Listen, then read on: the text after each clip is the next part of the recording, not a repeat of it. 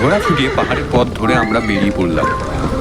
পেছনে রয়ে গেল রক্তাক্ত কেবিন, আর সামনে অজানা এক শীতল ভবিষ্যৎ। আমি আর্থার মর্গান জানতাম আমাদের যুদ্ধ এখনো শুরু হয়নি। জাভিয়ের, বিল সবাই মুখে কিছু বলছে না, কিন্তু ওদের চোখে একটা কথা স্পষ্ট, এই যুদ্ধ আমাদের থামবে না। ঘটনা দুয়েক পর আমরা পৌঁছালাম একটা পুরনো পরিত্যক্ত খনির এলাকায়। জায়গাটা ধ্বংসস্তূপের মতো, কিন্তু এখন সেটাই আমাদের আশ্রয়।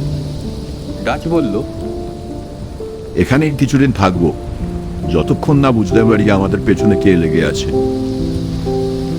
আমি ঘোড়া বেঁধে চারপাশ নজর রাখলাম। পাহাড়ের ছাওয়া পড়ছে গোটা জায়গায়, কিন্তু ঠিক তখনই একটা অদ্ভুত কিছু চোখে পড়ল। একটা পাথরের গায়ে কিছু আঁকা, যেন কারো খোদাই করা লেখা। তোমরা সবাই ফিরে এসেছো, একটা কথা মনে রেখো, তোমরা কিন্তু মৃত্যুর দিকে হাঁটছো।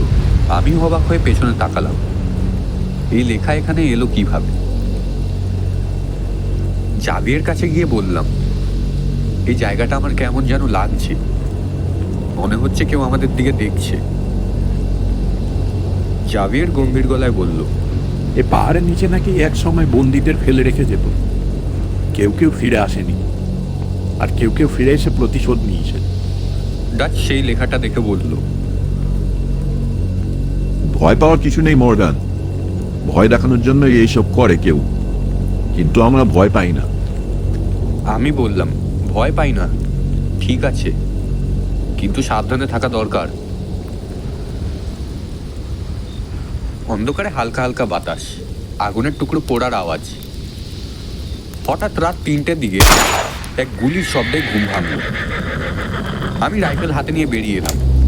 দেখি পাহাড়ের কিনারে ছায়ার মতন কিছু নড়ছে। বেল, সাবধান, পেছন থেকে আসছে। জাভিয়ার চিৎকার করে বলল। আমি দৌড়িয়ে গিয়ে একটা ঢালের আড়ালে আশ্রয় নিলাম।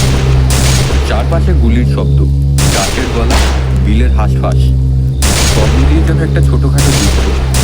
তবে এবার যারা এসেছে ওরা যেন জানে আমরা আগের থেকে কোথায় আছি। আর ওদের মধ্যে একজন মুখোশ পড়েছিল, মুখ ঢাকা, কিন্তু চোখে আগুন। আমি সেই মুখোশধারীকে গুলি করতে সে পাহাড়ের অন্ধকারে মিলিয়ে যায়।